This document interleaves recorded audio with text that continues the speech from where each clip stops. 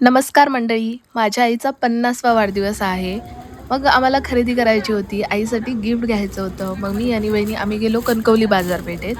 तिथे आम्ही आईसाठी ड्रेस घेतला. नंतर आम्हाला केक पण घ्यायचा होता. आम्ही केक तर घेतला, पण ऑनलाईन पेमेंटच होत नव्हतं आणि आमच्याकडे तेवढी कॅश पण नव्हती. मग इकडून-तिकडून चिल्लर गोळा करून आम्ही केक घेऊन निघालो. मग घरी जाता-जाता आम्हाला आठवलं, की आमच्या शिनू बाबूसाठी कॅट फूड घ्यायचं आहे. मग ते कॅट फूड वगैरे घेऊन आम्ही निघालो. तर हे बघा आमच्या शिनू बाबूने माझ्या आईसाठी मम्मा काय तुका गिफ्ट गिफ्ट घेतलं होतं. आणलंय. आज शिनूने चक्क उंदीर पकडून आणला होता. मग आम्ही डेकोरेशनची सुरुवात केली.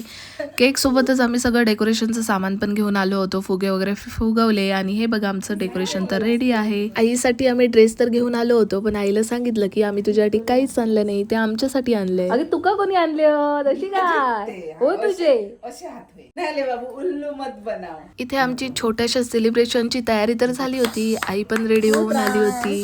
मग आमच्या रुद्रांश भाऊसोबत, माझ्या पप्पांसोबत, दादासोबत आम्ही खूप सारे फोटोज काढले.